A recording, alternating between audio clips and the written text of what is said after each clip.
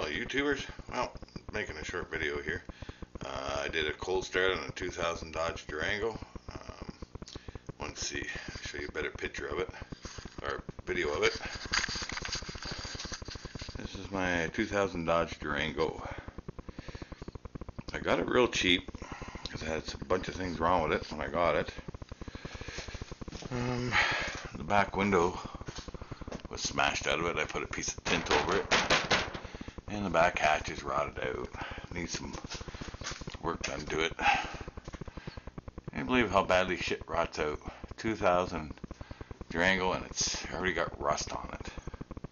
Hell, I've gotten vehicles.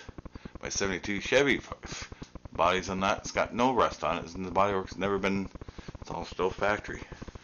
But yeah, this is my Durango. It's a little dark here, you can't see very well, but it runs really, really good. It just don't move. This is missing. It's all over the road somewhere. Where the front drive shaft comes out, well, that's the part that's missing. Yeah, the whole thing just snapped right in half. So this Monday or Tuesday, probably I'll go get a new transfer case. Yep, I just kind of sucked that that broke off. Wasn't too hard to get at.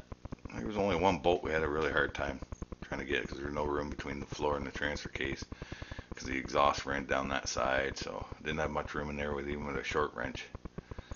So we ended up redneck style. We tied some rope around the wrench and two of us pulled on the wrench to get it to loosen off. Once we got it loose, it came out easy. That was the fun part. But yeah. Yeah, I cleaned up my garage a little bit. You can't tell now because I've been working in it, but this summer I'm going to repaint it in here, repaint all the walls. Actually, I was thinking about putting windows in somewhere around here because there's hardly any windows in this place. So I want a more natural light in here, so I think I'm going to put a couple of big windows in. There's my compressor. Found a buddy of mine selling his compressor, so I'm going to try to buy it from him. It's a really big compressor. This one's not bad, but underneath, where the transfer case used to sit, and how much room there is underneath. There isn't a whole lot. Let's go underneath here for a minute. I'll start with my lighter. Oh. Well, there's a transfer case where it used to sit.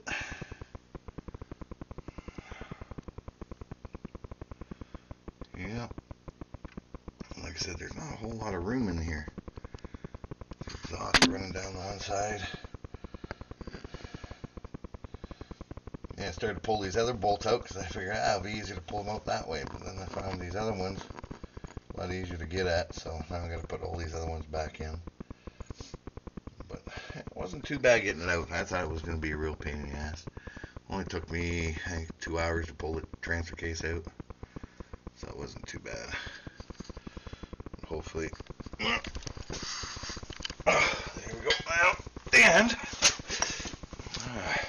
a couple days ago I went 4x4 and just screwing around a little bit and I broke my drive shaft, so I had to make a new one. I'm not done yet. I cut and make my own drive shafts. I got a welder and everything I weld. Got a chop saw, stuff like that. Works pretty good. But anyway, hopefully I'll show, when we get the new transfer case, I'll show you. Oh yeah, it was another thing. I have no idea, when I called the wrecking yards, they wanted me to get the numbers off the transfer case.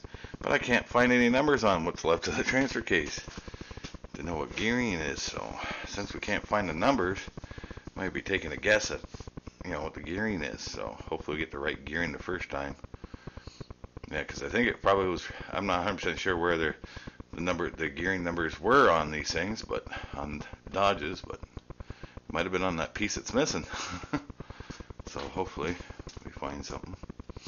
Hey, if anybody might know if it was on that part, leave me a comment, let me know. Then I'll look again before I go in, see if we can find the numbers. Yeah, but I'm probably pretty sure it was probably on that piece that's missing. But anyways, well, we'll talk to you guys later.